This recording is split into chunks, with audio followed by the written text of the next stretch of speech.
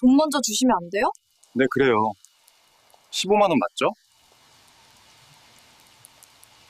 남자와 약속 후 모텔로 들어가는 이 여자. 무슨 일이 있었던 걸까요? 이야기가 시작되기 전 구독, 좋아요 눌러주시고 어디에서 이야기 듣고 계신지 댓글 남겨주세요. 추운 겨울 여러분들의 건강과 행복을 빌겠습니다. 15만 원. 만남 한 번에 15만 원. 마지막일 거라고 생각했다. 아니, 마지막이었어야 했다. 나는 월세를 제때 낼 수 없었다. 월세는 정직하다. 정해진 날에 정해진 금액을 요구한다. 근데 마감은 비겁하다. 내가 약해진 시간대에 찾아온다. 내가 외로운 새벽에 찾아온다. 내가 스스로를 싫어하는 날에 찾아온다. 나는 스스로를 합리화한다. 나는 어쩔 수 없었어. 누구나 그 상황이면 다른 방법이 없었어. 하지만 진실은 좀 다르다. 방법이 없었던 게 아니라 내가 방법을 볼 수 없을 만큼 이미 지쳐 있었던 거다. 그날 밤 나는 손끝으로 문 하나를 열었다. 생각보다 가까운 곳에 사람들이 거래라고 부르는 세계가 있었다. 잠깐만, 정말 잠깐만 망설였다. 그리고 나는 나를 속였다. 딱 한 번이면 돼. 처음엔 그냥 연락이 쏟아졌다. 사람이 이렇게 쉽게 숫자로 바뀔 수 있다는 사실이 무서웠다. 그래도 나는 골랐다. 너무 낯설지 않아 보이는 사람. 너무 멀지 않은 사람. 그리고 내가 감당할 수 있을 것 같은 사람. 키가 크고 안경을 쓴 남자가 다가왔다. 내 심장은 이상하게도 살아보려는 소리를 냈다. 많이 떨렸다. 그래도 이번이 처음이자 마지막이라고 나는 내 자신에게 말해줬다. 그는 무례하지 않았다. 적어도 겉으로는. 말은 정중했고 표정은 평온했다. 그 평온이 오히려 나를 더 긴장시켰다. 짧은 시간이 지나고 나는 15만 원을 손에 쥐었다. 너무 쉽고 너무 간단했지만 그래서 더 위험했다. 그날부터였다. 그렇게 나는 언제나 돈이 필요하면 해결할 수 있는 방법이 생겼다고 믿게 됐다. 문제는 그 방법이 나를 해결하지는 못한다는 거였다. 내 손바닥 위에 지폐가 놓여 있었다. 한 장, 두 장, 세 장. 손끝으로 넘길 때마다 종이가 미세하게 울었다. 15만 원. 숫자는 가벼운데 무게는 이상하게 무거웠다. 돈이 무거운 게 아니라 내가 그 돈을 얻기 위해 한 선택이 무거웠다. 나는 의자에 앉지 못하고 바닥에 주저앉았다. 어른이 되면 의자에 앉아 문제를 푸는 줄 알았다. 나는 바닥에 앉아 문제를 버티고 있었다. 휴대폰을 켰다. 알림창에 쌓인 문자가 떠올랐다. 미남, 독촉, 최종 안내. 최종이라는 단어는 마치 사람을 끝까지 몰아붙이는 손처럼 느껴졌다. 나는 손이 빨라졌다. 지폐를 펼쳐 테이블 위에 고르게 눌러놓고 낡은 고지서를 꺼냈다. 고지서의 종이는 얇은데 글씨는 두꺼웠다.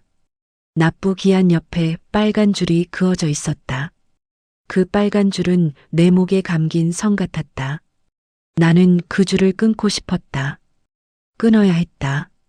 송금 완료. 그 순간 내 몸 안에 어딘가가 풀리는 느낌이 들었다. 숨이 들어왔다.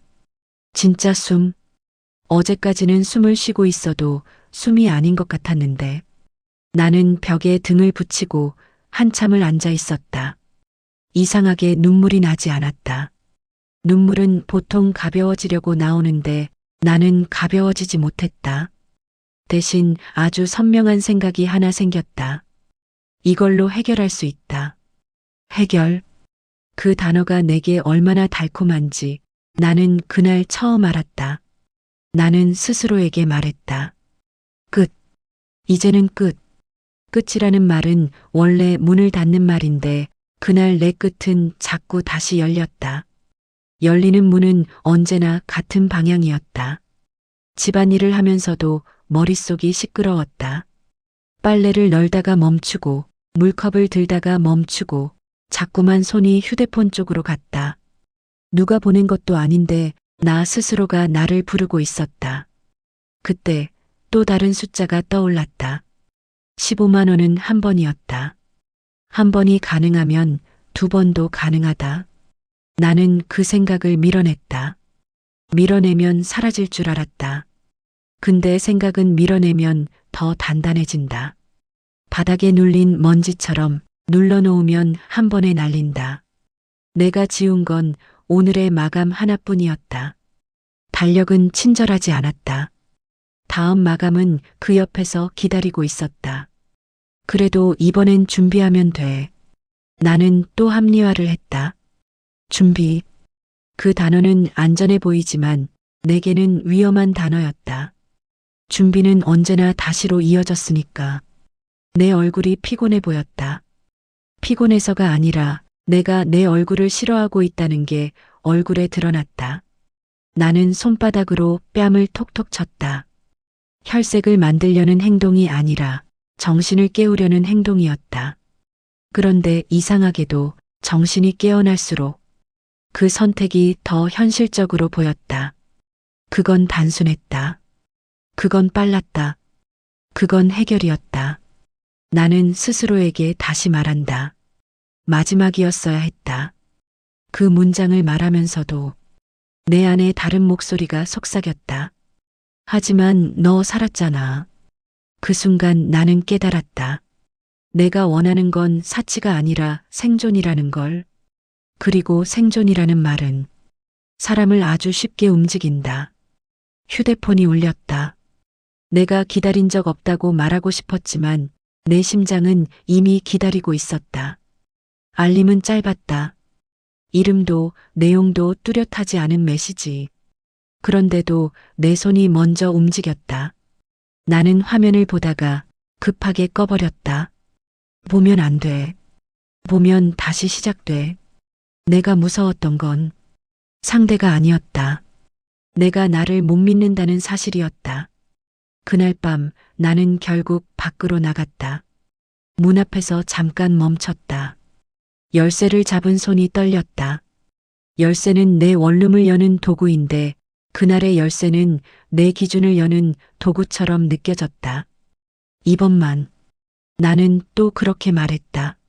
나는 다시 15만 원이 아니라 더 큰 숫자를 손에 쥐고 있었다. 금액은 흐리게 처리한다. 손바닥이 서늘했다. 돈이 차가운 게 아니라 내가 차가워진 것 같았다. 그런데 거짓말처럼 숨이 쉬었다. 이게 가장 무서웠다. 괴로운 선택이었으면 두 번은 못했을 것이다. 근데 내 인생은 괴로움과 안도감을 동시에 줬다. 사람은 복잡한 감정에 중독된다. 나는 달력을 또 지웠다. 이번엔 손가락이 더 빠르다. 지우는 속도가 빨라졌다는 건 내가 익숙해졌다는 뜻이다. 익숙해지면 이제부터는 횟수가 문제다. 나는 돈을 모으지 못했다. 돈이 생기면 내가 가장 먼저 산 건 안심이었다. 안심의 모양은 여러 가지였다. 새 옷, 새 화장품, 피부가 좋아 보이는 관리. 어제의 나가 오늘의 나를 들키지 않게 만드는 것. 나는 알고 있었다. 이건 치장이 아니라 위장이라는 걸. 그런데 위장이 나쁜 건 아니다. 위장이 있어야 살 수 있는 순간도 있다. 문제는 위장을 오래 하면 진짜 얼굴을 잊게 된다는 거다. 나는 거울을 보고 웃었다. 웃음이 먹혔다. 그 먹힌 순간이 내 마음을 더 위험하게 만들었다. 나는 아직 된다. 그 생각이 내 등을 떠밀었다. 연락은 늘었다. 처음엔 불쾌했다. 누군가의 욕망이 내 화면을 두드리는 기분이었다. 하지만 사람은 참 이상하다. 불쾌함이 반복되면 마음 한 구석에서 익숙함이 자란다. 익숙함은 무섭다. 익숙함은 죄책감을 무디게 만들고 무뎌진 죄책감은 결국 결정을 쉽게 만든다. 나는 어느 날부터 딱 한 번이라는 말을 하지 않았다. 대신 이번 주만이라고 말했다. 이번 달만이라고 말했다. 단어가 커질수록 내 삶의 구멍도 커졌다. 그때 누군가가 말했다. 이렇게 왔다 갔다 할 거면 차라리 자리 잡는 게 나아. 자리. 그 단어가 내 머릿속에 오래 남았다. 자리는 원래 사람이 쉬는 곳이다. 하지만 내게 자리는 돌아갈 수 없게 만드는 의자처럼 느껴졌다. 그날 나는 처음으로 그곳을 상상했다. 소문으로만 듣던 곳. 웃음이 너무 크게 들리고 조명이 너무 밝아서 사람의 표정이 얇아지는 곳. 나는 상상하며 스스로를 비웃었다. 내가 거길 어떻게 가? 그 비웃음은 며칠 뒤 내 발목을 잡는 게 아니라 등을 떠밀었다. 출근 전날 나는 잠을 못 잤다. 두려워서도 맞고 기대해서도 맞았다. 두 감정이 한 방에서 동시에 자라면 사람은 숨을 어디로 쉬어야 할지 모른다. 나는 거울을 봤다. 거울 속 나는 아직 어렸다. 그 사실이 그날은 기쁘지 않았다. 어리다는 건 선택될 가능성이 높다는 뜻이지만 동시에 쉽게 소비된다는 뜻이기도 하니까. 나는 화장품을 하나씩 꺼냈다. 이건 예쁘려는 게 아니다. 여기서는 예쁨이 목적이 아니라 방패다. 립을 바르고 눈 밑을 가리고 입꼬리를 올리는 연습을 한다. 웃음은 내 직업이 되기 전부터 내 생존이었다. 문득 내 손이 멈췄다. 거울 속 눈동자가 흔들렸다. 내가 지금 뭘 하는 거지? 그 질문은 너무 늦게 왔다. 하지만 늦게 와도 질문은 질문이다. 나는 답을 내지 못한 채 파우치를 닫았다. 문을 여는 순간 음악이 내 목덜미를 잡아당겼다. 빛이 얼굴에 붙었다. 향수 냄새가 겹겹이 쌓여 공기가 무거웠다. 사람들은 웃고 있었지만 그 웃음은 즐거움보다 기술에 가까웠다. 누군가가 내 팔을 잡고 안쪽으로 끌었다. 신입? 긴장하지 마.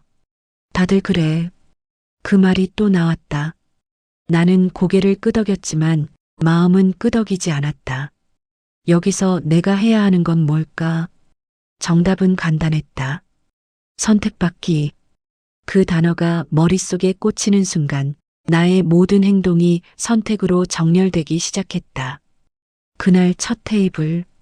나는 줄에 섰다. 줄에 서는 건 익숙한 일이었다. 학교에서, 취업에서, 병원에서. 근데 이 줄은 다르다. 이 줄에 서는 사람이 사람을 보는 게 아니라 사람을 고르는 눈으로 본다. 눈이 내 얼굴을 스치고 내 다리를 스치고 내 나이를 스친다. 저 친구. 한 사람이 손가락으로 나를 가리켰다. 그 순간 내 심장이 쿵 내려앉았다. 선택되면 안도감이 온다. 선택되지 않으면 공포가 온다. 근데 진짜 무서운 건 안도감이 공포보다 더 빠르다는 거다. 안도감이 빠르면 사람은 그 안도감을 다시 찾으려고 더 빨리 무너진다. 손님은 나를 위아래로 훑지 않았다. 그게 다행이었다. 그러나 다행은 오래가지 않는다. 몇 살이에요? 나는 나이를 말하며 웃었다. 웃음이 자연스러워 보였는지 손님이 고개를 끄덕였다. 그날 나는 여러 번 선택됐다. 어리다는 사실이 내게는 무기였다. 하지만 무기는 언제든 내게로 돌아온다.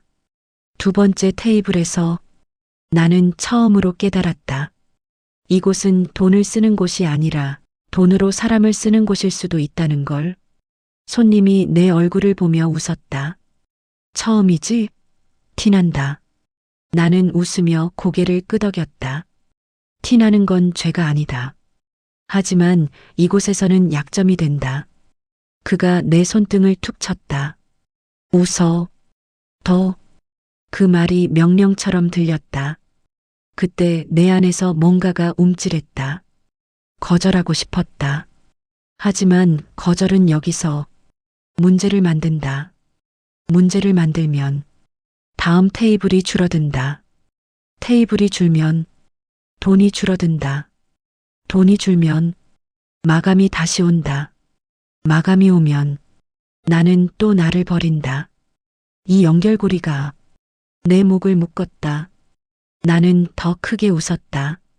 웃음이 커질수록 내가 작아졌다. 다음 테이블로 가기 전 나는 잠깐 물을 마셨다. 손이 떨려서 컵이 조금 흔들렸다. 그때 누군가가 나를 불렀다. 이리 와봐. 목소리는 낮았다. 낮은 목소리는 이상하게 사람을 더 겁나게 한다. 테이블에 앉자마자 그는 웃지 않았다. 웃지 않는 사람은 내게 늘 위험했다. 웃지 않는 사람은 기분을 읽을 수가 없어서 그는 천천히 말했다. 너 오늘 많이 선택됐다며. 그 말이 칭찬처럼 들릴 수도 있지만 나는 그 말이 경고로 들렸다. 선택됐으면 그만큼 해야지. 공기가 눌렸다. 나는 숨을 들이쉬었는데 들어오지 않았다. 그때 나는 배웠다. 위험은 손이 아니라 분위기로 먼저 온다는 걸. 나는 무너지기 직전 내가 할 수 있는 가장 작은 기술을 꺼냈다. 목소리를 낮추고 문장을 짧게. 저 잠깐만요. 내가 도망친 건 그를 피한 게 아니라 내가 더 깊이 들어가는 걸 피한 거였다. 화장실 문을 잠그고 나는 손을 씻었다. 손을 씻으면 마음도 씻길 것 같아서. 하지만 마음은 물로 씻기지 않는다. 마음은 사실로 씻긴다. 사실은 이거였다. 나는 지금 위험한 곳에 들어왔다. 그날 밤 마지막 테이블에서 나는 반대로 무너졌다. 그 손님은 조용했다. 말이 많지 않았다. 내게 뭘 시키지 않았다. 눈이 급하지 않았다. 그리고 무엇보다 내게 사람처럼 말했다. 힘들죠. 그 한 문장이 내 목을 조였다. 나는 웃어야 하는데 웃지 못했다. 이상하게 눈물이 날 것 같았다. 그가 덧붙였다. 괜찮아요. 오늘은 그냥 앉아 있어도 돼요. 그 말이 왜 위험한지 아는가? 이곳에서 친절은 사람을 살리는 게 아니라 사람을 기대하게 만든다. 기대는 중독이 된다. 이 사람이라면 이 사람 앞에서는 나는 그 생각을 알아차리고 급하게 접었다. 하지만 접힌 생각은 주머니 속에서 계속 뜨거웠다. 그날 나는 선택받는 기분을 돈이 아니라 말로 샀다. 그리고 그 말의 값이 돈보다 더 비쌌다는 걸 나중에 알게 된다. 집에 돌아오면 나는 제일 먼저 화장을 지웠다. 화장을 지우는 건 하루를 끝내는 의식 같다. 근데 그날은 지워도 지워지지 않는 게 있었다. 선택. 그 단어가 피부 밑에 남아 있었다. 나는 거울을 가까이 봤다. 피부 결, 눈 밑, 작은 흔적들. 그 작은 흔적들이 내게 속삭였다. 너는 영원히 어리지 않아. 그날부터 나는 관리라는 단어를 내 편으로 끌어왔다. 피부 관리, 마사지, 잠, 물, 비싼 크림. 처음엔 예뻐지려고가 아니라 버티려고였다. 버티는 사람은 언젠가 이유를 바꾼다. 버티려고 시작한 관리는 어느 순간부터 선택받기 위한 관리가 됐다. 그날 나는 깨달았다. 한 번의 돈은 문제를 해결해 주지 않는다. 한 번의 돈은 다음 돈을 부른다. 그리고 이곳에서 나는 너무 자주 선택됐다. 선택이 잦아질수록 나는 더 많이 치장했고, 더 많이 기대했고, 더 많이 무너질 준비를 했다. 내가 아직 몰랐던 건 하나다. 이 세계에서 가장 위험한 순간은 선택되지 않는 순간이 아니라 너무 쉽게 선택되는 순간이라는 것. 그날 이후로도 나는 자주 선택됐다. 사람들은 그걸 부러워할지도 모른다. 그래도 너는 괜찮잖아. 그래도 너는 잘 나가잖아. 하지만 초이스는 칭찬이 아니라 계약이었다. 선택되는 순간 내게는 보이지 않는 문장이 하나 붙는다. 너는 오늘 내가 감당할 수 있는 만큼만 사람이 될 수 있다. 나는 그 문장을 모르는 척했다. 모르는 척하면 덜 아플 줄 알았다. 그러다 어느 순간부터 나는 내 표정, 말투, 숨의 길이까지 계산하게 됐다. 웃는 타이밍, 고개 끄덕이는 횟수, 괜찮아요의 억양. 사람을 연기하는 건 쉽지 않다. 그런데 더 무서운 건 연기가 늘수록 내 진짜 표정이 사라진다는 것이다. 초이스는 선택받았다는 기쁨을 준다. 그 기쁨이 가장 위험하다. 기쁨은 사람에게 덜을 요구한다. 더 예뻐져라. 더 어려 보여라. 더 부드러워져라. 그 더는 끝이 없다. 끝이 없는 요구는 결국 사람을 바닥으로 데려간다.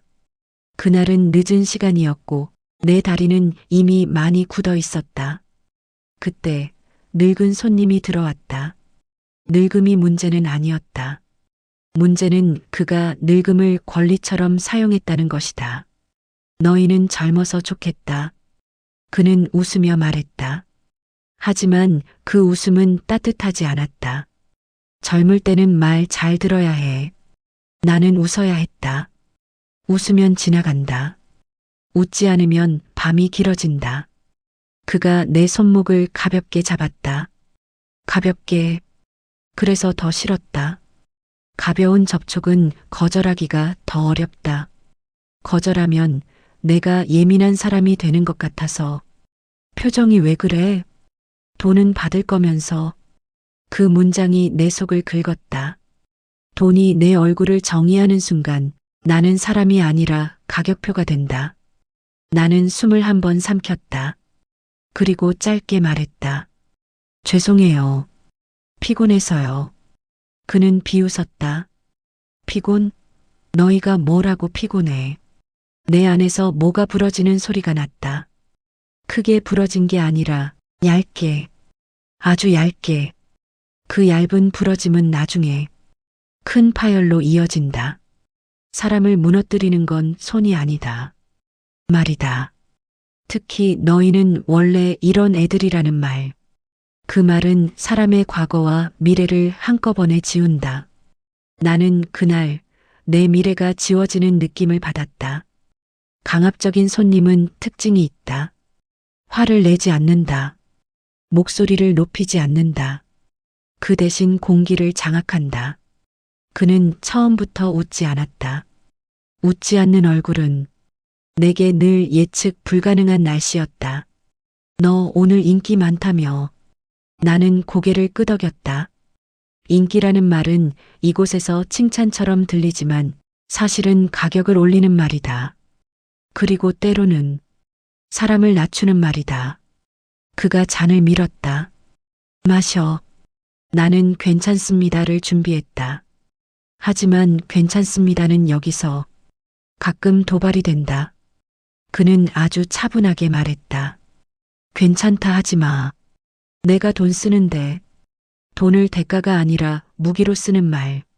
그 말이 나오면 공기는 이미 기울었다.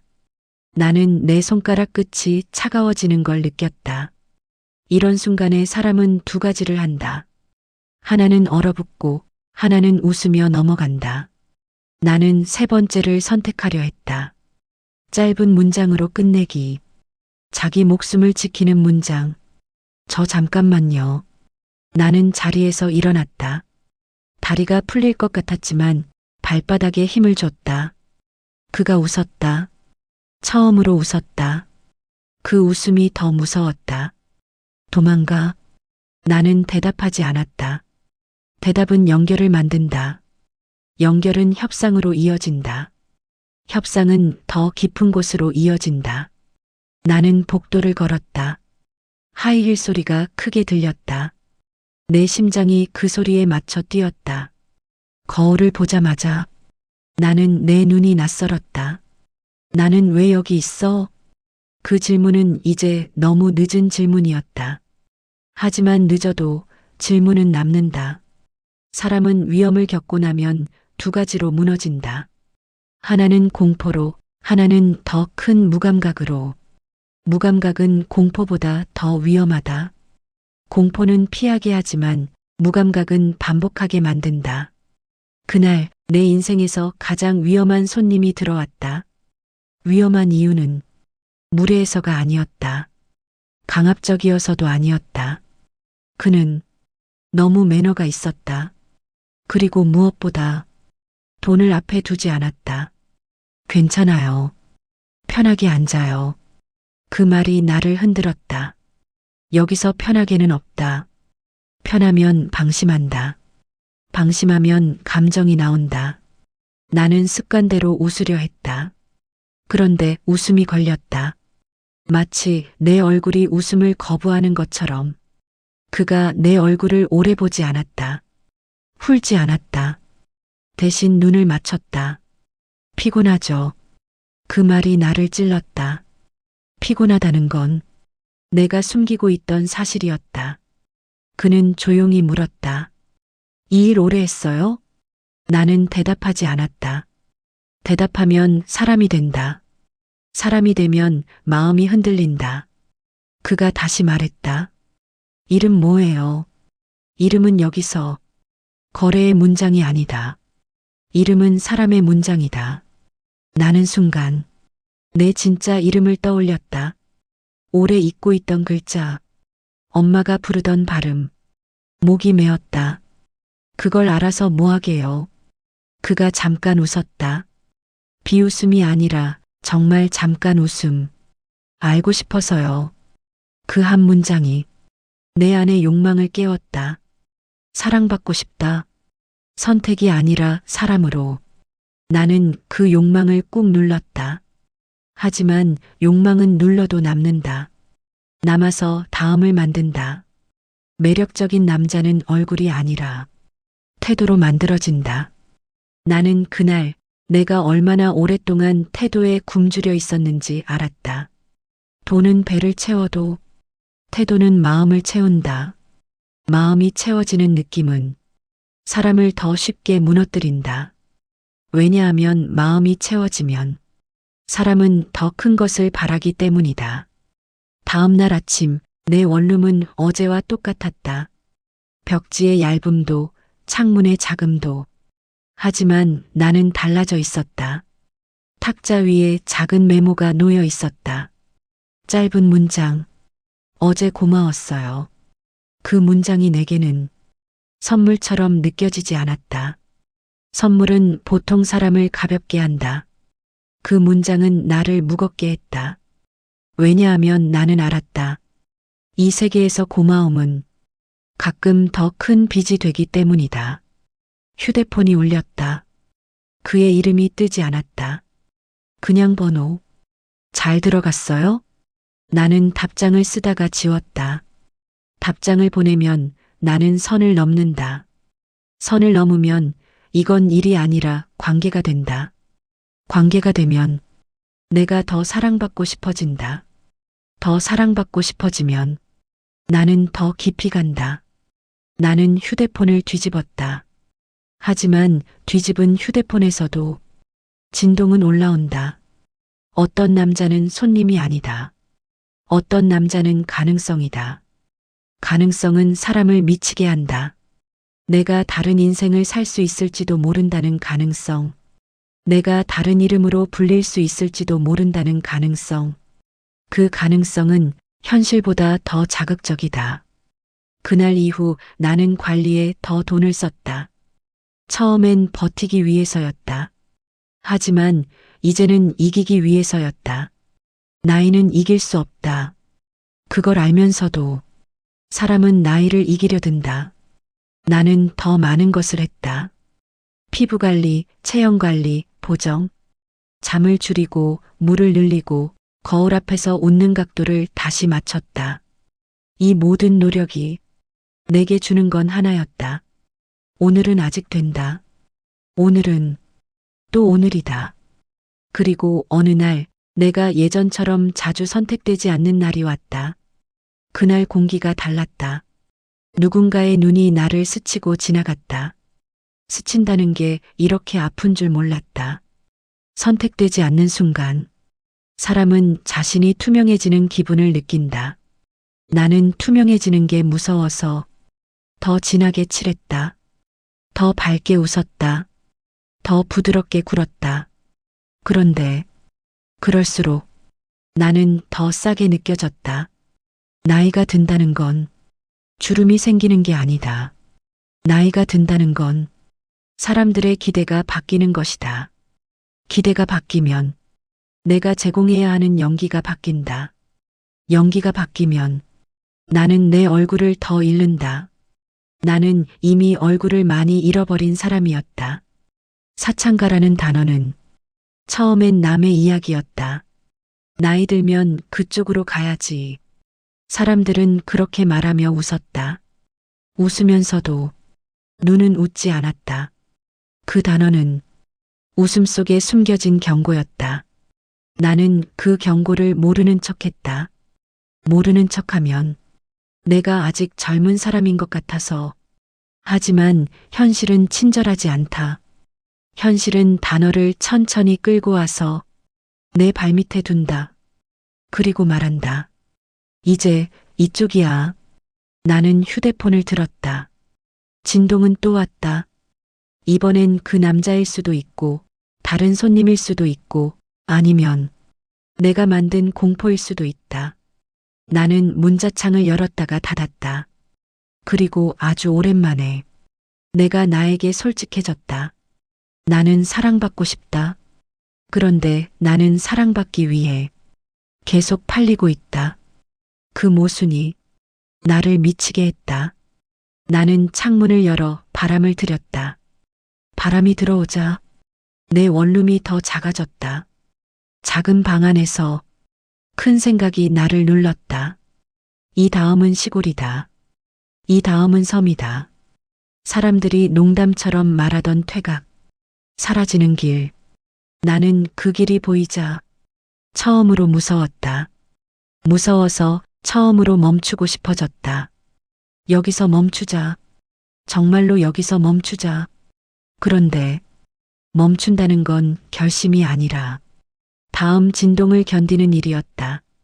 휴대폰이 울릴 때마다 내 몸은 먼저 깨어났다. 알림이 내 마음보다 빠르다. 나는 이미 오래전부터 내 몸을 내 것이 아닌 것처럼 써왔다. 화면에는 번호가 떠 있었다. 이름은 저장하지 않았다. 이름을 저장하면 그 사람을 사람으로 만들까봐. 하지만 내 마음은 이미 그를 사람으로 만들고 있었다. 나는 받지 말아야 했다. 받는 순간 내 밤은 다시 시작된다.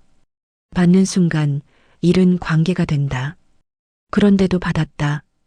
내가 바라는 건 늘 정답이 아니라 도망이었으니까. 앉아요? 그 한마디가 내 원룸 천장에 붙어있던 공기를 떨어뜨렸다. 지금요? 잠깐 보고 싶어서요. 잠깐. 또 그 단어다. 잠깐이라는 말 뒤에는 늘 긴 후폭풍이 따라온다. 나는 웃지도 화내지도 못했다. 그저 입술을 깨물었다. 왜요? 그냥 당신 얼굴이 생각나서. 이상했다. 그 말이 나를 살리는 것 같으면서도 더 깊이 빠뜨리는 것 같았다. 내 원룸엔 난방이 약해서 새벽엔 공기가 차가워진다. 근데 그 순간만큼은 내 목 뒤가 뜨거웠다. 나는 말끝을 흐리며 대답했다. 어디요? 그는 주소를 길게 말하지 않았다. 짧게, 아주 짧게. 그 짧음이 더 위험했다. 짧게 말할수록 선택이 더 쉬워지니까. 이때 나는 착각했다. 이건 일이 아니라고. 이건 내가 사람으로 불리는 밤이라고. 착각은 대가가 비싸다. 특히 나 같은 사람이 하는 착각은 그를 다시 만났을 때 그는 전과 똑같이 차분했다. 말을 급하게 하지 않았다. 눈이 흔들리지 않았다. 사람을 고르는 시선이 아니라 사람을 보는 시선이었다. 그 시선이 나를 무너뜨렸다. 이렇게 급하게 나오면 위험하잖아요. 위험. 그 단어를 그가 내 입장이 아니라 내 안전처럼 말하는 순간 나는 더 흔들렸다. 당신이 뭘 안다고요? 나는 쏘아붙였지만 목소리는 강하지 않았다. 강한 척은 했지만 사실은 확인받고 싶었다. 그가 잔을 내려놓았다. 나는 당신이 다치지 않았으면 해요. 다치지 않았으면. 그 말은 내가 평생 나에게 한 번도 해주지 못한 말이었다. 그날 밤 나는 돈을 받는 사람이 아니라 마음이 받는 사람이 되고 싶었다. 그래서 나는 조심해야 했다. 하지만 조심은 늘 늦게 온다. 사람은 먼저 빠지고 나중에 조심한다. 그 다음 날 나는 어제보다 더 피곤했다. 몸이 피곤한 게 아니라 마음이 피곤했다. 휴대폰에 메시지가 떠 있었다. 아침 먹었어요? 그 문장이 나는 왜 이렇게 아픈지 모를 정도로 아팠다. 아침을 묻는 문장은 따뜻하다. 하지만 내 인생에서 따뜻함은 항상 더 큰 상처의 예고였다.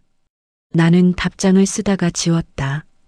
답장을 보내면 나는 그 남자에게서 손님을 빼앗고 사람을 붙인다. 사람을 붙이면 나는 더 사랑받고 싶어진다. 더 사랑받고 싶어지면 나는 더 쉽게 무너진다. 그날 저녁 나는 출근을 했다. 몸은 출근했는데 마음은 어제 그 남자에게 가 있었다. 거울 속 내 얼굴이 평소보다 조금 더 환해 보였다. 그게 문제였다. 환해 보인다는 건 기대가 생겼다는 뜻이다. 누군가 내 옆에서 말했다. 너 요즘 표정이 달라. 뭐가? 기대하는 표정? 그 표정 위험해. 위험해. 또 그 단어다. 위험한 건 이 일이 아니라 이 일 속에서 누군가를 믿는 마음일지도 모른다. 그날 나는 평소보다 더 많이 선택됐다. 젊고 웃고 반짝이면 사람들은 내 사람이 아니라 가능성을 산다. 그런데 중간에 한 테이블이 꼬였다. 손님이 말끝을 비틀었다. 너 오늘 컨디션 좋네? 그럼 더 해야지. 나는 웃지 못했다.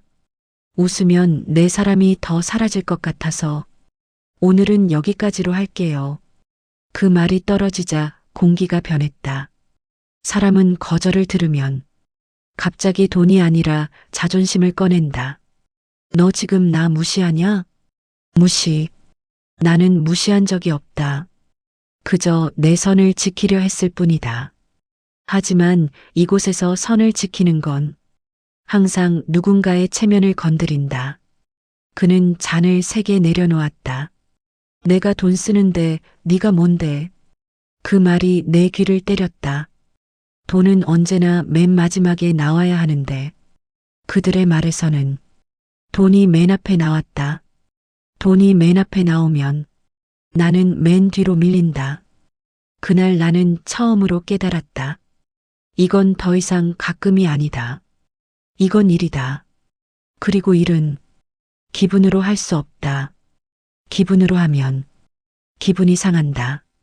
기분이 상하면 손님이 문제가 된다. 손님이 문제가 되면 내가 문제가 된다. 나는 일의 규칙을 배웠다. 규칙은 나를 보호하는 게 아니라 나를 계속 일하게 만든다. 그 테이블은 끝까지 꼬였다. 끝이 꼬이면 다음은 정산이다. 정산은 숫자의 문제 같지만 사실은 힘의 문제다. 손님이 마지막에 말했다. 내가 왜 다 줘야 돼? 그 말이 나오면 그 다음은 늘 비슷하다. 말이 점점 날카로워지고 내 이름이 아니라 모욕이 날아오고 나를 사람으로 보지 않는 문장들이 튀어나온다. 나는 그 문장을 다 담지 않았다. 담으면 내 안에 남으니까. 대신 나는 그 문장들의 결만 기억한다. 너 같은 애가, 원래 이런 애가, 내가 돈 주는데, 모욕은 때로 욕보다 조용하다. 조용해서 더 오래 남는다. 그때 동료가 내 팔을 잡았다. 나와. 나는 따라 나왔다. 그 순간 가장 무서운 건 손님이 아니라 내 자신이었다. 내 자신이 그 자리에서 나를 포기할까봐. 화장실에 들어가 문을 잠그고 나는 숨을 몰아쉬었다. 나 왜 이러지? 거울 속 내 눈은 붉었다. 붉은 건 슬픔이 아니라 분노였다.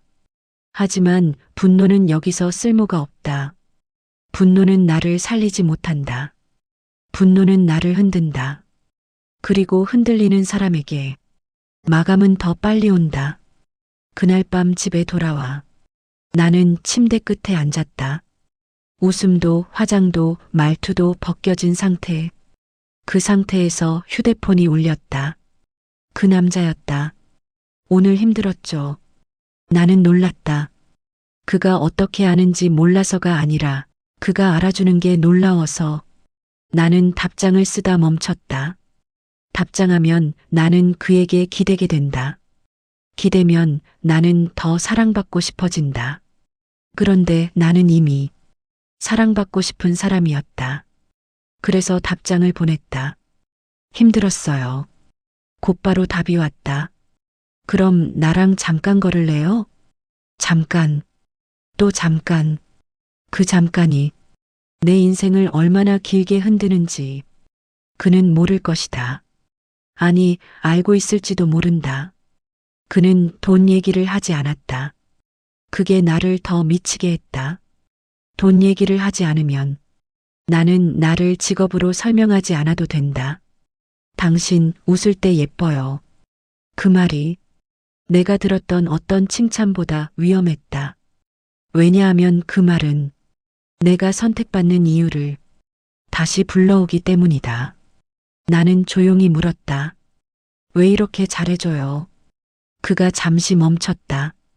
그리고 아주 담담하게 말했다. 그냥 나는 당신이 마음에 들어서. 그 문장 하나로 내 마음은 일에서 빠져나가 관계라는 바다로 뛰어들었다. 사람은 바다에 들어갈 때 수영을 먼저 배우지 않는다.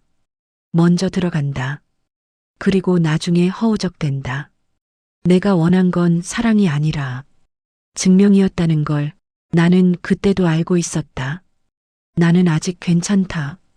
나는 아직 누군가에게 특별하다. 그 증명을 받고 싶었다. 그래서 나는 더 위험해졌다. 특별하다는 감각은 빛처럼 쌓인다. 받을수록 더 받고 싶다. 그 남자를 만난 뒤 나는 갑자기 더 나를 꾸미기 시작했다. 이상하지? 사랑받고 싶으면 있는 그대로도 가능할 것 같지만 나 같은 사람은 반대다. 사랑받고 싶어질수록 나는 더 완벽해지고 싶어진다. 완벽해야 버림받지 않을 것 같아서 나는 관리실에 갔다. 피부, 몸, 머리, 돈이 새어나가는 소리가 들렸다. 그래도 멈출 수 없었다. 왜냐하면 관리는 내게 단순한 외모가 아니라 연장이었으니까. 젊음을 연장하고 초이스를 연장하고 그 남자의 시선을 연장하고 연장. 나는 늘 무언가를 연장하며 살았다. 그리고 이상하게도 관리를 시작할수록 나는 더 공포를 느꼈다. 이걸 안 하면 끝날 것 같아서, 이걸 해도 끝날 것 같아서, 이 공포는 나를 더 큰 소비로 밀었다. 그날 밤 나는 세 가지를 동시에 잃었다. 첫째, 일과 관계의 경계. 둘째, 돈을 버는 방식이 아니라 돈이 나를 움직이는 방식에 대한 통제. 셋째, 내가 나를 지키려는 마지막 핑계. 휴대폰에 알 수 없는 메시지가 떠 있었다. 너 누구랑 다니는지 알아? 짧은 문장인데 등골이 서늘해졌다. 누가? 왜? 어떻게? 질문이 아니라 공포가 먼저 올라왔다. 바로 그때 또 다른 메시지가 왔다. 이번엔 그 남자. 잘 자요. 내일 연락할게요. 나는 화면을 바라보다가 처음으로 깨달았다. 이 밤의 가격은 돈이 아니다. 이 밤의 가격은 내가 누구에게 기대기 시작했다는 사실이다. 기대는 달콤하지만 기대는 사람을 노린다. 그리고 나는 누군가의 표적이 되기에 너무 많은 것을 잃어버린 사람이었다. 나는 휴대폰을 껐다. 하지만 꺼도 내 마음은 꺼지지 않았다. 가장 비싼 밤은 가장 많이 벌었던 밤이 아니었다. 가장 비싼 밤은 내가 사람으로 사랑받고 싶다고 처음으로 크게 욕심낸 밤이었다. 휴대폰은 꺼두면 조용해질 줄 알았다. 하지만 꺼도 진동은 내 몸에 남는다. 나는 한번 흔들린 뒤로 흔들림이 습관이 됐다. 그 메시지는 길지 않았다. 너 누구랑 다니는지 알아? 나는 화면을 오래 봤다. 오래 보면 뜻이 달라질 줄 알았다. 하지만 뜻은 변하지 않았다. 누군가가 나를 사람이 아니라 정보로 보고 있었다. 그때 처음으로 내가 한 선택들이 단순히 나만의 비밀이 아니었다는 걸 알았다. 비밀은 내가 감출 수 있을 때 비밀이다. 누군가가 감추지 못하게 만들면 그건 약점이다. 나는 방 안을 둘러봤다. 원룸은 작다. 작은 방은 숨기기에도 좋지만 들키기에도 좋다. 탁자 위에 영수증이 있었다. 관리실, 옷, 카드값, 그리고 내가 급하게 지웠던 흔적들. 나는 돈을 벌었다가 아니라 나는 흔적을 남겼다가 더 맞는 문장 같았다. 문득 창문 밖을 보는데 아무것도 없었다. 그런데도 나는 느꼈다. 누군가 내 바깥에 있는 것 같은 느낌. 그 느낌은 대부분 착각이다. 하지만 착각만으로도 사람은 무너진다. 공포는 사물에서 오지 않는다. 공포는 가능성에서 온다. 들켰을지도 모른다는 가능성, 망가졌을지도 모른다는 가능성, 그리고 그 가능성은 사실보다 더 사람을 괴롭힌다. 다음 날 나는 출근을 했다. 몸이 기계처럼 움직였다. 머리는 그만을 말하고 싶은데 발은 가야를 안다. 거울 속 내 얼굴은 어제보다 더 단단해 보였다. 단단하다는 건 강하다는 뜻이 아니라 굳어버렸다는 뜻이다. 동료가 내 옆에 와서 말했다. 너 요즘 무슨 일 있어? 나는 웃으며 고개를 저었다. 거짓말은 여기서 자연스럽다. 자연스러운 거짓말은 스스로도 진실로 착각하기 쉽다. 그날 첫 테이블은 평범했다. 평범함이 오히려 불안했다. 평범하면 방심한다. 방심하면 공포가 더 크게 튀어나온다. 두 번째 테이블, 손님의 말투가 달랐다. 부드럽게 시작하더니 중간부터 밀어붙였다. 너 오늘 이상하네. 아까부터 표정. 나는 표정 때문에 항상 걸린다. 표정은 돈보다 먼저 들킨다. 그가 몸을 앞으로 기울였다. 눈이 좁아졌다. 너 나한테 숨기는 거 있냐? 그 순간 어제 받은 그 메시지가 떠올랐다. 너를 안다. 내 머릿속이 하얘졌다. 나는 그 사람이 아닐 수도 있는데도 모든 손님이 그 사람처럼 보이기 시작했다. 나는 깨달았다. 이제부터는 말로 해결하면 안 된다. 말은 연결을 만든다. 연결은 협상을 만든다. 협상은 끌려간다. 그래서 나는 상황을 끊기로 했다. 잠깐만요, 물 좀. 나는 자리에서 일어났다. 발을 빨리 옮겼다. 복도로 나가는 순간 음악이 내 등을 밀었다. 화장실로 들어가 문을 잠갔다. 손을 씻었다. 손이 떨려서 물이 튀었다. 거울을 보며 나는 내게 속삭였다. 이제부터는 설명하지 말고 끊어. 그날 나는 도망을 배웠다. 수치스러운 도망이 아니라 살아남는 도망. 퇴근길 내 뒤에서 발소리가 들렸다. 착각일 수도 있다. 그런데 공포는 착각도 사실처럼 만든다. 나는 걸음을 빨리 했다. 발소리가 따라오는 것 같았다. 내가 무서웠던 건 누군가가 따라온다는 사실보다 누군가가 내 이름을 알아낼지도 모른다는 사실이었다. 이름은 여기서 그냥 호칭이 아니다. 이름은 약점이고 집이고 가족이고 내가 숨기고 싶은 모든 것이다. 나는 골목을 한번 돌았다. 편의점 불빛이 보였다. 사람이 있는 곳으로 들어갔다. 사람이 있으면 안전해질 줄 알았다. 하지만 사람은 안전을 주기도 하고 노출을 주기도 한다. 나는 냉장고 문을 열었다 닫았다. 물도 필요 없는데 물통을 만지작거렸다. 그때 휴대폰이 울렸다. 알 수 없는 번호. 나는 받지 않았다. 받지 않으면 끝날 줄 알았다. 그런데 다시 울렸다. 다시 세 번째 울림에서 내 손이 움직였다. 공포는 사람의 손을 대신 움직인다. 누구세요? 상대는 바로 말하지 않았다. 숨을 들이쉬는 소리만 들렸다. 그 침묵이 더 무서웠다. 너 요즘 잘 나가더라. 나는 심장이 내려앉았다. 잘 나가는 말은 칭찬이 아니라 표적의 언어다. 잘못 보셨어요. 잘못? 너 지금도 모르는 척하네. 통화가 끊겼다. 나는 편의점 바닥을 바라봤다. 손끝이 차가웠다. 내가 가진 모든 것들이 갑자기 부서질 것 같았다. 사람이 가장 무서워하는 건 폭력이 아니다. 폭력은 눈에 보인다. 사람이 무서워하는 건 노출이다. 노출은 내 삶 전체를 무기력하게 만들기 때문이다.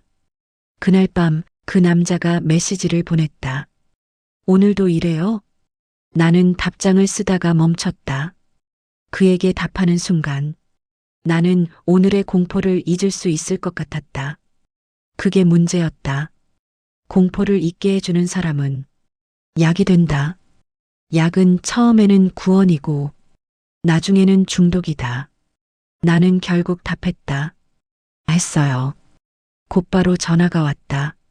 그의 목소리는 여전히 차분했다. 목소리가 이상해요.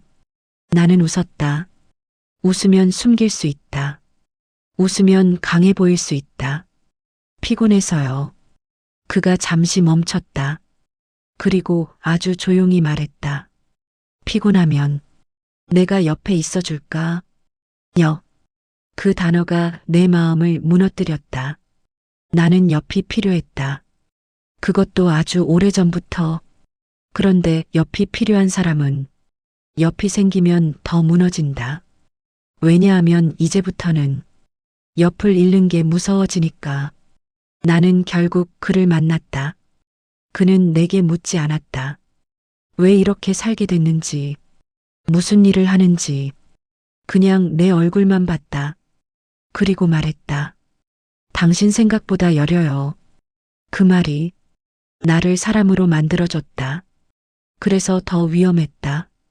다음 출근. 나는 여전히 선택됐다. 하지만 선택의 이유가 바뀌기 시작했다. 예전에는 어리다였다면 이제는 익숙하다였다. 익숙하다는 건 관리된 얼굴, 익숙한 웃음, 익숙한 반응. 사람이 아니라 기술이 된다. 그날 늙은 손님이 다시 들어왔다. 그는 내 얼굴을 보자마자 말했다. 너 아직 있네. 아직이라는 단어가 칼처럼 꽂혔다. 아직이라는 말은 언젠가 이제는으로 바뀐다. 그는 내게 느리게 말했다. 어린애인 줄 알았는데 이제 보니까. 말끝이 흐려졌다. 흐려진 말끝은 내가 가장 싫어하는 종류의 모욕이었다. 나는 웃지 않았다. 웃지 않으면 문제가 된다. 하지만 그날은 문제가 나도 좋았다. 그 순간 다른 손님이 끼어들었다. 강압적인 종류의 손님. 표정 풀어. 나는 손끝에 힘이 들어갔다. 저 오늘 컨디션이. 그가 말을 끊었다. 컨디션은 내 사정이고 나는 돈 내. 그 문장. 전에 들었던 문장과 똑같았다. 현실은 반복된다. 사람을 가르치기 위해서가 아니라 사람을 길들이기 위해서 나는 그날 또 도망을 선택했다. 짧게 웃으면서 상황을 끊고 가족은 내 원룸을 보지 않는다. 하지만 가족은 내 패턴을 본다. 전화가 끊기는 시간, 목소리가 급해지는 순간, 돈 이야기가 나오면 숨이 가빠지는 습관, 그리고 어느 날 가족에게도 연체가 닿는다. 그날 엄마에게 전화가 왔다. 나는 받지 않았다. 받으면 들킬 것 같아서. 하지만 받지 않으면 더 큰 일이 된다. 엄마는 다시 전화했다. 또 전화했다. 나는 결국 받았다. 너 괜찮니? 그 한마디가 내가 가장 무서워하는 질문이었다. 괜찮냐는 질문은 실제로는 이렇게 묻는 것이다. 너 지금 무너지고 있니? 나는 거짓말을 준비했다. 거짓말은 내 직업이 아니라 내 생존이었다.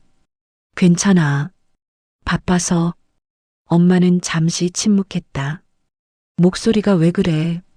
어디 아파? 아프다. 나는 정말 아팠다. 근데 아픈 곳이 몸이 아니라 삶이었다. 나는 웃었다. 웃으며 말했다. 감기야. 금방 나아. 엄마는 더 말하지 않았다. 엄마가 더 말하지 않는 순간이 나는 더 무서웠다. 엄마는 말하지 않고도 대부분을 안다. 나는 도망치는 법을 배웠다. 말로 싸우지 않는 법, 상황을 끊는 법, 사람이 있는 곳으로 들어가는 법, 혼자 있을 때 전화를 받지 않는 법. 도망은 나를 살렸다. 하지만 동시에 도망은 내 인생을 더 좁혔다. 좁혀진 인생에서는 선택지가 줄어든다. 선택지가 줄어들면 사람은 더 위험한 선택을 한다. 그날 밤 그 남자가 메시지를 보냈다. 내일은 꼭 보자. 그리고 거의 동시에 알 수 없는 번호가 또 왔다. 너 도망쳐도 소용없어. 내 손이 굳었다. 한쪽은 따뜻함으로 나를 부르고 한쪽은 공포로 나를 잡는다. 나는 그 사이에서 숨이 막혔다. 도망치면 살 줄 알았다. 근데 나는 도망치면서 더 깊이 들어가고 있었다. 그때 나는 처음으로 확실히 느꼈다. 이 세계에서 가장 무서운 건 강압 손님도 늙은 손님도 아니다. 가장 무서운 건 내가 누군가에게 기대기 시작했다는 사실이다. 기대는 나를 살릴 수도 있지만 나를 더 빨리 죽일 수도 있다. 어느 날 부모님이 갑작스레 원룸에 찾아왔다. 엄마는 신발을 벗고 들어왔다. 아빠도 들어왔다. 아빠는 말이 없었다. 아빠가 말이 없을 때는 이미 화가 난 상태다. 엄마가 주변을 둘러봤다. 좁은 방, 침대, 화장대, 탁자 위 영수증들, 세탁물 더미. 엄마는 가장 먼저 탁자 위를 봤다.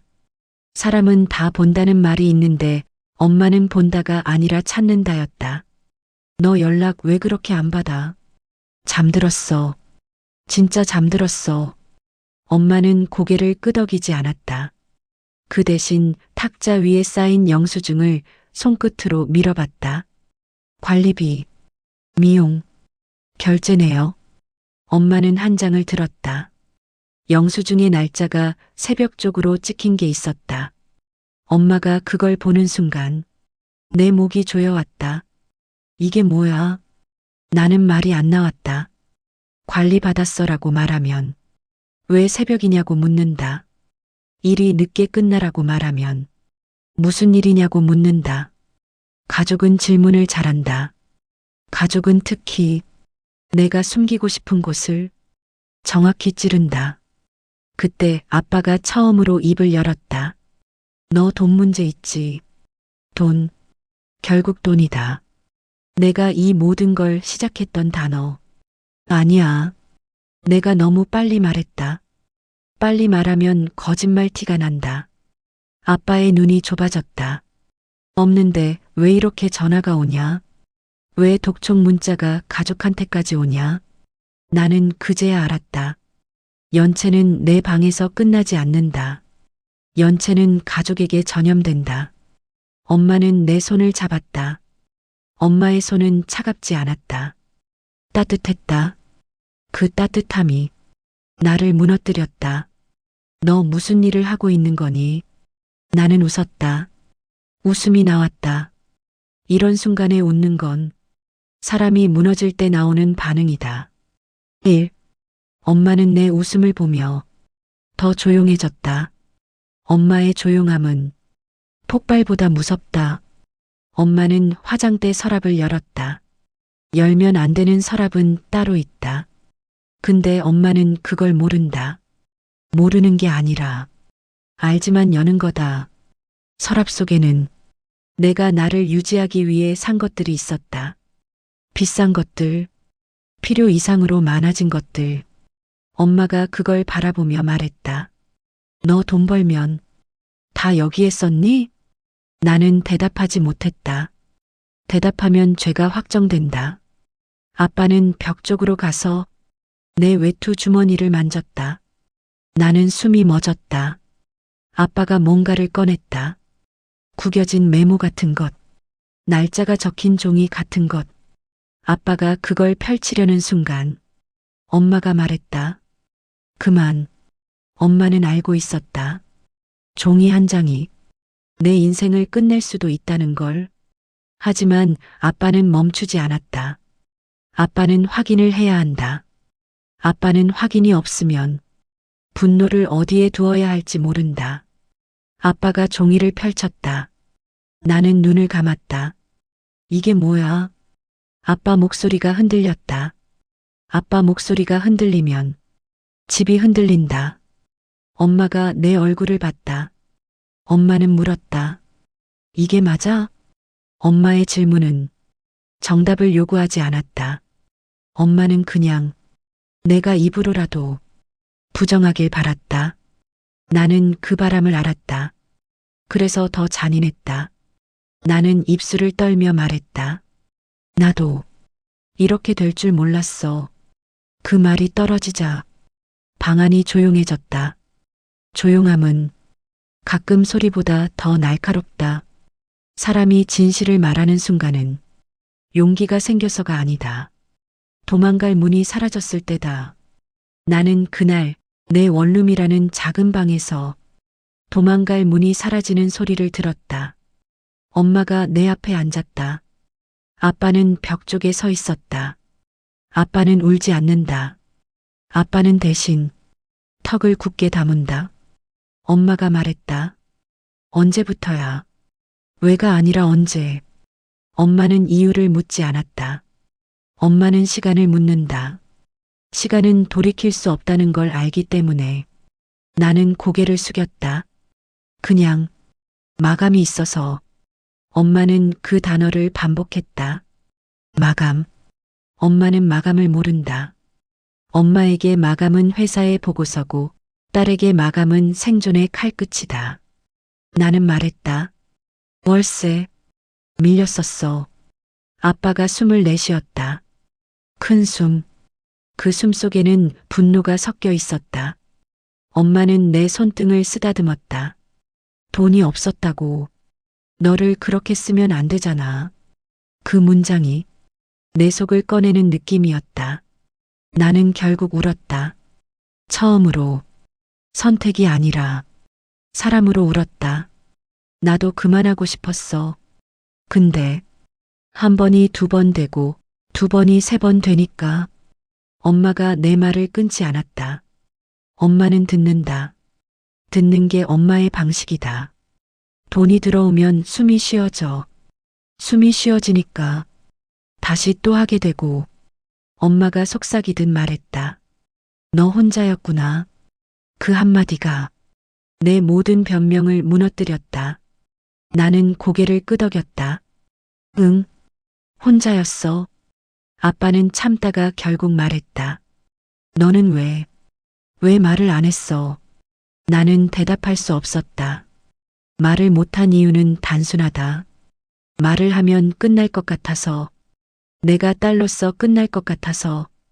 내가 사람으로 끝날 것 같아서 아빠가 한 걸음 다가왔다. 돈 때문에? 그럼 우리한테 와야지. 나는 고개를 저었다. 그 말이 이상하게도 더 숨이 막혔다. 그럼 내가 너무 초라해질 것 같아서 아빠는 그 말을 듣고 한참 동안 말이 없었다. 그리고 낮게 말했다. 초라한 건 혼자 버틴 거다. 그 말을 하는 아빠의 목소리는 처음으로 부드러웠다. 아빠는 부드러워지는 법을 잘 모른다. 그래서 부드러워질 때는 항상 너무 늦은 자리에서 온다. 그때 휴대폰이 울렸다. 나는 반사적으로 휴대폰을 뒤집었다. 엄마가 그 행동을 봤다. 엄마가 물었다. 누구야? 나는 대답하지 못했다. 아빠가 손을 내밀었다. 보여줘. 나는 고개를 저었다. 휴대폰은 내 마지막 문이었다. 아빠가 단호하게 말했다. 지금부터는 혼자 아니야. 그 말이 좋았는데 동시에 무서웠다. 가족이 내 삶에 들어오는 순간 나는 더 이상 숨을 곳이 없어진다. 숨을 곳이 없으면 나는 멈춰야 한다. 멈추는 건 결심이 아니라 고통이다. 엄마가 내 휴대폰을 보진 않았다. 엄마는 나를 믿고 싶어 했다. 하지만 공포는 믿음보다 빠르게 움직인다. 휴대폰이 또 울렸다. 이번엔 메시지가 연달아 왔다. 첫 번째는 그 남자. 지금 괜찮아요? 목소리 듣고 싶어요. 두 번째는 알 수 없는 번호. 가족이랑 있지? 웃기네. 나는 숨이 멎었다. 가족이랑 있지? 라는 문장은 내가 지금 감시당하고 있다는 뜻이 아니라 내가 언제든 무너질 수 있는 위치에 있다는 뜻이었다. 엄마가 내 얼굴을 보고 바로 알았다. 위협받고 있니? 나는 고개를 저었다. 거짓말이 자동으로 나왔다. 아니야. 그냥 엄마가 내 말을 자르듯 말했다. 그냥이 아니면 지금 이 얼굴이 안 나와. 엄마는 내 손을 잡고 휴대폰을 내 손에서 떼어냈다. 엄마가 내 휴대폰을 들고 화면을 보지 않은 채로 단호하게 말했다. 오늘은 끊어. 다 끊어. 그 단어가 내 가슴을 찔렀다. 끊는 건 쉽다. 하지만 끊고 난 뒤의 공허는 내가 가장 두려워하는 것이다. 나는 울먹이며 말했다. 나 혼자 있으면 또 엄마가 내 말을 끝까지 듣고 조용히 말했다. 혼자 안 있게 해줄게. 그 말이 구원 같았지만 동시에 무서웠다. 구원은 나를 살리지만 내가 그동안 쌓아온 거짓말을 전부 무너뜨리기 때문이다. 해가 뜨기 직전 엄마가 말했다. 오늘부터는 밤에는 우리 집으로 와. 아빠가 덧붙였다. 원룸은 정리할 때까지 네가 가지고 있어. 근데 혼자 자지는 마. 원룸은 남는다. 그 말이 이상하게도 내게 숨구멍처럼 느껴졌다. 원룸이 남는다는 건 내 과거도 남는다는 뜻이다. 하지만 동시에 내가 완전히 무너진 사람은 아니라는 뜻이기도 했다. 나는 고개를 끄덕였다. 응. 엄마가 내 어깨를 감쌌다. 엄마의 팔은 따뜻했고 나는 그 안에서 잠깐 사람이 됐다. 문 밖으로 나가기 전에 나는 마지막으로 내 방을 봤다. 이 작은 방에서 나는 숨을 쉬었고 숨을 팔았고 숨을 숨겼다. 그리고 이제 이 방에서 숨을 끊어야 한다. 엄마가 문을 열었다. 복도 조명이 들어왔다. 그 순간 휴대폰이 마지막으로 진동했다. 나는 화면을 보지 않았다. 보면 무너질 것 같아서 엄마가 내 손을 더 꽉 잡았다. 보지 마. 나는 고개를 끄덕였다. 멈춘다는 건 결심이 아니라 보지 않는 것부터 시작된다. 하지만 나는 알고 있다. 내 인생은 늘 보지 말아야 할 것을 보는 쪽으로 굴러왔다는 걸. 가족집에서 자면 안전할 줄 알았다. 안전은 생겼다. 대신 공허가 생겼다. 원룸에서의 공허는 익숙했는데 가족집에서의 공허는 낯설었다. 낯선 공허는 더 아프다. 왜냐하면 거기에는 따뜻함이 섞여 있기 때문이다. 엄마는 아침밥을 차려놨다. 계란, 밥, 김. 너무 정직한 음식들. 정직한 음식은 내가 해온 거짓말을 더 선명하게 만든다. 엄마가 조용히 물었다. 오늘은 어디 갈 거니? 나는 입술을 열었다 닫았다. 일이라고 말하면 무슨 일이냐고 물을 것이다. 집이라고 말하면 왜 어제처럼 불안하냐고 물을 것이다. 나는 결국 애매하게 말했다. 그냥 좀 걸을게. 엄마는 대답하지 않았다. 엄마의 침묵은 허락이 아니라 관찰이다. 나는 외투 주머니에 손을 넣고 휴대폰을 만졌다. 화면은 보지 않았지만 진동은 느껴졌다. 진동은 습관처럼 온다. 습관은 뇌가 아니라 몸에 남는다. 나는 그날 처음으로 알았다. 끊는다는 건 안 하는 것이 아니라 견디는 것이라는 걸. 나는 낮을 싫어하게 됐다. 낮은 선명하다. 낮은 사람이 많다. 사람이 많으면 내가 숨어 있던 세계가 더 작아 보인다. 나는 쇼윈도우 유리에 비친 내 얼굴을 봤다. 화장을 진하게 하지 않은 얼굴. 그 얼굴이 나쁘진 않았다. 하지만 그 얼굴에는 선택받는 느낌이 없었다. 나는 이 사실을 인정하기 싫었다. 내가 그리운 건 돈이 아니다. 내가 그리운 건 사람들의 시선이 나에게 멈추던 순간이다. 그 순간 나는 잠깐 내가 가치 있는 사람 같았다. 그 가치가 진짜 가치가 아니라는 걸 알면서도 몸은 그 가치를 기억한다. 휴대폰이 울렸다. 이번엔 알 수 없는 번호가 아니었다. 업소 쪽에서 오는 번호. 나는 받지 않았다. 받으면 다시 시작된다. 하지만 받지 않으면 또 다른 마감이 온다. 나는 화면을 꺼두고 발걸음을 더 빨리 옮겼다. 끊는 사람은 늘 두 가지와 싸운다. 하나는 돈의 마감, 다른 하나는 마음의 중독. 마음의 중독이 더 무섭다. 돈은 계산할 수 있지만 마음은 계산이 안 된다. 계산이 안 되는 것은 사람을 쉽게 다시 끌고 간다. 그 남자에게서 메시지가 왔다. 어제 연락이 안 되길래 걱정됐어요. 걱정이라는 단어는 내게 너무 위험했다. 걱정은 보호처럼 들리지만 나 같은 사람에게는 사슬이 되기도 한다. 나는 한참을 고민하다가 짧게 답했다. 가족이랑 있어요. 그는 바로 전화하지 않았다. 그게 더 위험했다. 기다리게 하는 사람은 마음을 더 깊게 만든다. 잠시 후 메시지가 왔다. 그럼 더 좋네요. 오늘 잠깐 얼굴만 볼 수 있어요? 잠깐, 또 잠깐. 나는 결국 나갔다. 나가면서도 스스로에게 말했다. 나는 이제 끊는 중이다. 나는 그냥 확인만 받으면 된다. 확인. 또 그 단어. 확인은 늘 나를 망쳤다. 그와 마주 앉았을 때 그는 내 손을 보았다. 손이 떨려요. 나는 웃었다. 커피 많이 마셨나 봐요. 그는 웃지 않았다. 대신 조용히 말했다. 그만두고 싶어요? 나는 숨이 멎었다. 그가 내 일을 정확히 안다고 말하지도 않았는데 그 질문은 내가 숨기던 진실의 중심을 찔렀다. 나는 대답을 못했다. 대답하면 이 사람 앞에서 내가 너무 벌거벗겨질 것 같아서. 그는 천천히 말했다. 돈이 필요하면 내가 도와줄 수 있어요.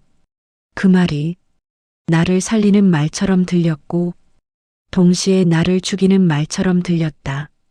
도움은 고맙다. 하지만 도움은 대가가 생긴다. 대가가 생기면 나는 더 사랑받고 싶어진다. 더 사랑받고 싶어지면 나는 더 약해진다.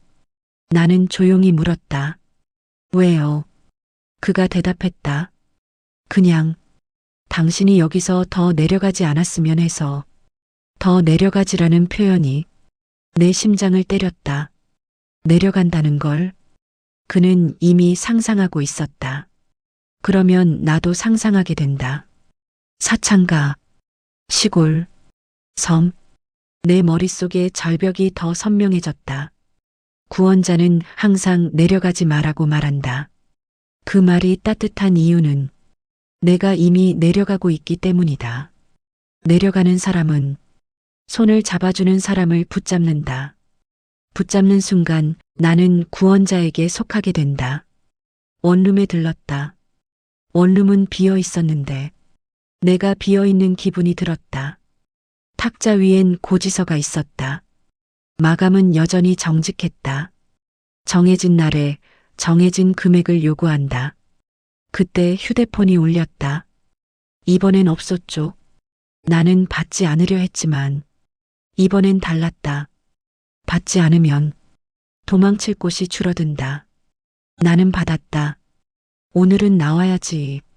저 당분간 말을 끝까지 못했다. 말을 끝까지 하면 거절이 확정된다. 거절이 확정되면 상대도 칼을 꺼낸다. 당분간이 어딨어. 너 지금 빠지면 내 목 누가 채워. 그 말은 사실 협박이 아니다. 협박보다 더 현실적인 말이다. 대체제. 사람은 이 세계에서 언제든 대체된다. 그 말이 나를 찔렀다.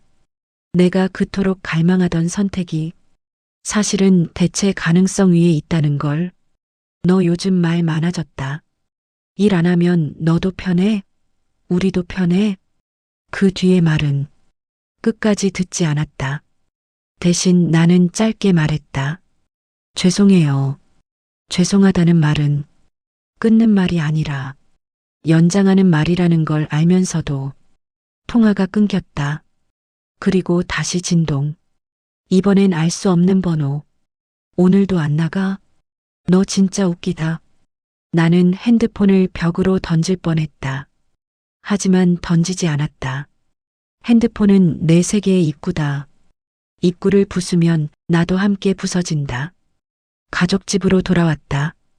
엄마는 아무렇지 않게 밥을 차렸다. 엄마의 아무렇지 않음은 내게 숨을 준다. 그런데 휴대폰이 울렸다. 알 수 없는 번호. 나는 받지 않았다. 받지 않으면 끝날 줄 알았다. 하지만 이번엔 메시지가 왔다. 가족집 맞지? 엄마 지금 설거지하네. 내 손에서 힘이 빠졌다. 나는 화면을 응시했다. 이건 우연일 수 없다. 우연이면 더 무섭다. 우연조차 나를 겨눌 수 있다는 뜻이니까. 엄마가 내 얼굴을 보자마자 물었다. 또 왔니? 나는 고개를 끄덕였다. 입이 열리지 않았다. 아빠가 자리에서 일어났다. 아빠의 목소리는 낮았지만 단단했다. 이제 그만 숨겨. 이건 너 혼자 일이 아니야. 그 말이 맞았다. 내가 혼자 시작했다고 생각했지만 결국 가족이 같이 끌려 들어왔다. 엄마는 내 휴대폰을 보지 않았다. 대신 내 손을 잡고 말했다. 너 오늘은 원룸 가지 마. 그냥 여기 있어. 나는 울먹이며 고개를 끄덕였다. 그때 또 메시지가 왔다. 너 끊는다며? 끊어봐. 어디까지 끝나보자. 그 문장은 마치 게임처럼 쓰여 있었다. 내 인생을 게임처럼. 나는 그 순간 처음으로 분노가 아니라 절박함이 올라왔다. 나 여기서 멈추고 싶어. 엄마가 내 손을 더 꽉 잡았다. 멈추자. 우리 같이라는 문장이 내 안의 마지막 도망을 막았다. 도망이 막히면 사람은 선택해야 한다. 살거나 계속 내려가거나. 그날 밤 나는 잠을 못 잤다.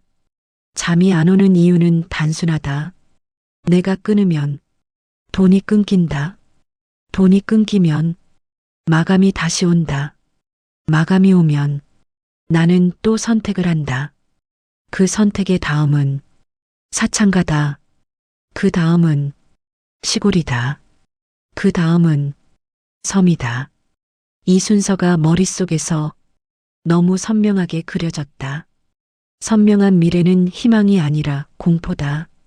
특히 그 미래가 절벽일 때 나는 스스로에게 속삭였다. 난 아직 30 초반이잖아. 하지만 내 몸은 알고 있었다. 여기서 나이는 숫자가 아니라 가치의 하락이라는 걸. 나는 거울을 봤다. 이상하게도 그날은 피부가 더 칙칙해 보였다. 공포는 피부색도 바꾼다. 그때 그 남자에게서 메시지가 왔다. 내가 내일 만나서 얘기해요. 당신 혼자 두기 싫어요.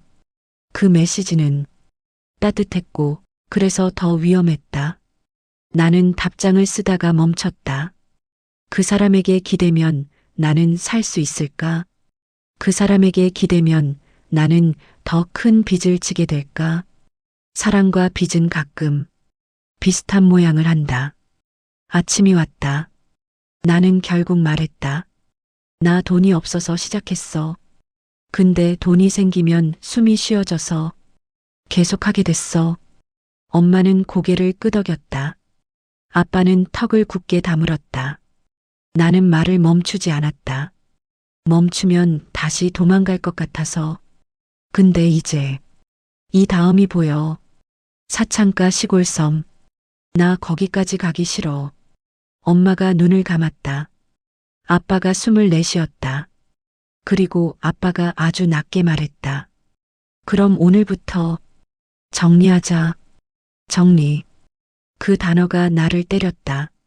정리는 아름다운 말이지만 정리는 아프다. 정리는 끊는 일이다. 엄마가 내 손을 잡았다. 오늘은 내가 가장 무서워하는 것부터 하자. 나는 물었다. 뭐부터? 엄마가 대답했다. 혼자 있지 않기. 그 말이 내 인생의 방향을 아주 조금 다르게 틀었다. 밖에서 휴대폰이 울렸다. 나는 보지 않았다. 이번에는 정말로 보지 않았다. 끊는 사람에게 필요한 건 강한 결심이 아니라 작은 승리다. 오늘의 작은 승리는 보지 않은 것이었다. 그날 밤 나는 처음으로 멈춘다는 문장을 입 밖으로 꺼내보려 했다. 멈춘다는 건 마치 누군가의 손을 뿌리치는 것 같지만 사실은 내 손을 내 쪽으로 끌어오는 일이다. 나는 종이 한 장을 꺼냈다. 펜을 들었다. 그리고 적었다. 나는 창녀다. 제목처럼 보이지만 사실은 고백이었다. 내가 나를 부르는 가장 잔인한 이름. 나는 그 문장을 한참 바라보다가 그 아래에 작은 글씨로 덧붙였다. 나는 멈춘다. 휴대폰이 울렸다. 진동이 방안을 타고 올라왔다. 나는 보지 않았다. 이번에는 정말로 보지 않았다. 그게 내가 할 수 있는 가장 큰 행동이었다. 아빠는 말이 적었다. 대신 손이 빨랐다. 엄마는 말이 많지 않았다. 대신 눈이 바빴다. 내 원룸은 그대로였는데 그 안의 공기는 달라졌다. 혼자 있을 때는 이 방이 내 편 같았는데 가족이 들어오니 이 방은 내 거짓말의 전시장 같았다. 엄마가 탁자 위 영수증을 한데 모았다. 아빠가 분리수거 봉투를 펼쳤다. 버릴 건 버려. 그 말이 쉽지 않았다. 물건을 버리는 게 아니라 내가 붙잡고 있던 정체성을 버리는 거니까. 엄마가 조용히 물었다. 이건 꼭 필요한 거니? 엄마의 손에는 내가 유지하기 위해 산 것들이 들려 있었다. 나는 한 번에 대답하지 못했다. 필요한 것과 중독인 것은 비슷한 얼굴을 한다. 나는 숨을 고르고 말했다. 필요했어.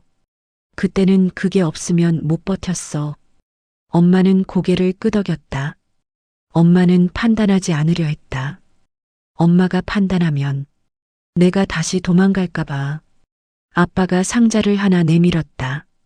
이 상자는 지금부터 상자야. 여기엔 생활에 필요한 것만. 지금부터라는 단어가 내 몸 어딘가를 찔렀다. 나는 상자에 아주 평범한 것들을 넣었다. 수건, 잠옷, 약, 노트. 평범한 물건을 넣는 동안 내 마음이 이상하게 아팠다. 평범은 내가 오래 잃어버린 감각이었다. 정리는 내 인생의 큰 결심이 아니었다. 정리는 작은 행동들의 반복이었다. 영수증을 모으고 버릴 것을 버리고 원룸을 비우고 습관을 비우는 것. 습관이 비워지면 그 자리로 공포가 들어온다. 그래서 정리는 두렵다. 원룸을 정리하는 중에 휴대폰이 울렸다. 업소 번호였다. 나는 심장이 먼저 반응했다. 심장은 기억력이 좋다. 내가 잊고 싶은 것들을 제일 먼저 떠올린다. 엄마가 내 얼굴을 봤다. 또 나는 고개를 끄덕였다. 아빠가 말했다. 받지 마. 나는 받지 않았다. 그런데 곧 메시지가 왔다. 네가 빠지면 네가 손해야. 다들 그렇게 끝내. 연락 끊고 사라지고. 다들 그렇게라는 말이 또 나왔다. 그 말은 사람을 무너뜨리는 가장 쉬운 말이다. 나는 다들이 되고 싶지 않았다. 나는 내 이야기를 내 이름으로 끝내고 싶었다. 하지만 그 순간 내 머릿속에는 돈이 떠올랐다. 밀린 카드값, 관리비, 생활비, 마감은 아직 끝나지 않았다. 유혹은 내 약한 곳을 정확히 찌른다. 그냥 한 번만 나가면 이번 달은 숨 쉬겠지. 그 생각이 올라오는 순간 내 손이 휴대폰으로 갔다. 아빠가 내 손을 잡았다. 아빠 손은 거칠었다. 그 거친 손이 내 손을 멈추게 했다. 한 번이 내 인생을 여기까지 데려왔잖아. 나는 눈을 감았다. 한 번이 내 인생을 여기까지 데려왔다. 맞는 말이다. 그래서 더 아팠다. 나는 휴대폰을 내려놓았다. 그때 내 마음이 처음으로 말했다. 살아야 한다. 돈이 아니라 살아야 한다. 그날 저녁 알 수 없는 번호가 또 왔다. 너 요즘 착한 척하네. 끝낸다고 끝나냐? 문장이 짧았다. 짧을수록 공포는 커진다. 나는 숨을 들이쉬고 엄마에게 말했다. 또 왔어. 엄마가 고개를 끄덕였다.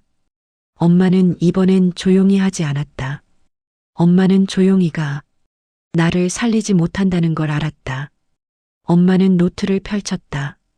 이제부터는 네가 혼자 기억하지 마. 나는 무슨 뜻인지 알았다. 내가 혼자 감당하면 공포는 더 커진다. 공포는 혼자 있을 때 잘한다. 엄마는 메시지의 시간을 적었다. 내용을 적었다. 그리고 아빠에게 말했다. 당분간은 얘 혼자 두지 말자. 아빠는 고개를 끄덕였다. 그리고 낮게 말했다. 협박이면 협박대로 우리가 대응한다. 대응. 그 단어가 내게는 낯설었다. 나는 늘 회피만 했으니까. 그날 밤 나는 처음으로 이해했다. 공포를 이기는 건 강한 마음이 아니라 혼자가 아닌 것이다. 나는 그동안 비밀로 나를 지켰다고 믿었다. 하지만 비밀은 나를 지키지 않았다. 비밀은 나를 고립시켰다. 고립은 중독을 키웠다. 중독은 내 인생을 직업으로 만들었다. 그래서 이제는 반대로 해야 했다. 공포를 밖으로 꺼내놓는 것. 그게 내 첫 공개였다. 그 남자에게서 연락이 왔다. 내일 보자. 내가 도와줄게. 도와준다. 그 단어는 여전히 달콤했다. 내가 지친 사람이라는 증거처럼 느껴졌다. 하지만 이번엔 다르게 들렸다. 도와준다는 말은 고마운 말이기도 하고 내 삶의 주도권을 남에게 넘기는 말이기도 하다. 나는 그 남자를 미워하지 않았다. 오히려 그 남자를 좋아했다. 그래서 더 위험했다. 나는 그 남자에게 기대고 싶었고, 기대는 언제나 나를 다시 그 세계로 끌고 가는 문이었으니까. 엄마가 내 방문을 두드렸다. 또 연락 왔니? 나는 고개를 끄덕였다. 엄마는 내 옆에 앉아 한참을 말이 없다가 조용히 말했다. 너 그 사람 좋아하지? 나는 부정하지 못했다. 엄마가 덧붙였다. 좋아해도 돼. 근데 지금은 내가 너를 먼저 선택해야 해. 나를 먼저 선택. 나는 그 문장을 처음 듣는 것 같았다. 나는 늘 남에게 선택받으려 했다. 그게 내 생존이었다. 하지만 이제는 내가 나를 선택해야 한다. 그게 회복이었다. 나는 휴대폰을 들어 그 남자에게 짧게 보냈다. 나 지금은 나부터 정리해야 해요. 보내고 나서 손이 떨렸다. 거절은 늘 떨린다. 특히 내가 좋아하는 사람을 거절할 때. 하지만 그 떨림은 중독의 떨림이 아니라 성장의 떨림이었다. 마감은 다시 왔다. 마감은 늘 돌아온다. 회복은 마감을 없애지 않는다. 회복은 마감 앞에서 다른 선택을 하게 만든다. 엄마는 내게 말했다. 이번 달은 우리가 정리하자. 아빠가 덧붙였다. 내가 갚을 건 갚아. 근데 내 몸으로 갚지 마. 그 문장은 내게 칼처럼 아팠다. 하지만 그 아픔은 필요했다. 나는 노트를 펴고 처음으로 내 인생을 숫자로 정리하기 시작했다. 나는 그동안 숫자를 피했다. 숫자를 보면 내가 초라해지니까. 그런데 숫자를 피하면 나는 계속 같은 선택을 한다. 그래서 나는 숫자를 봤다. 그리고 그 숫자 아래에 또 적었다. 나는 멈춘다. 멈춘다는 건 돈이 생기면 끝나는 게 아니라 돈이 없어도 내가 나를 버리지 않는 것이다. 나는 깨달았다. 내가 두려워했던 건 가난이 아니라 가난 속에서 또 나를 버리는 나였다. 가난은 언젠가 지나간다. 하지만 내가 나를 버리는 습관은 지나가지 않는다. 그래서 습관을 끊어야 했다. 며칠 뒤 나는 다시 원룸에 혼자 들어왔다. 정리된 방, 덜어진 물건, 가벼워진 공기. 혼자 들어오면 예전에 나는 무너졌을 것이다. 하지만 이번엔 창문을 열었다. 바람이 들어왔다. 바람은 늘 똑같이 들어오는데 나는 달라져 있었다. 휴대폰이 울렸다. 진동. 나는 화면을 보지 않았다. 내 손이 휴대폰을 뒤집었다. 그리고 문득 생각했다. 나는 아직 끝나지 않았다. 하지만 나는 더 내려가지 않겠다. 그게 내 결말이었다. 나는 상자에서 노트를 꺼냈다. 첫 장에 적힌 제목을 바라봤다. 나는 창녀다. 그 아래 내가 쓴 작은 문장. 나는 멈춘다. 나는 펜을 들어 한 줄을 더 적었다. 나는 내 이름으로 산다. 나는 문을 잠그고 가족 집으로 돌아갔다. 발걸음이 가벼운 건 아니었다. 가벼운 결말은 없었다. 하지만 적어도 내 발걸음은 내가 선택한 방향으로 움직이고 있었다.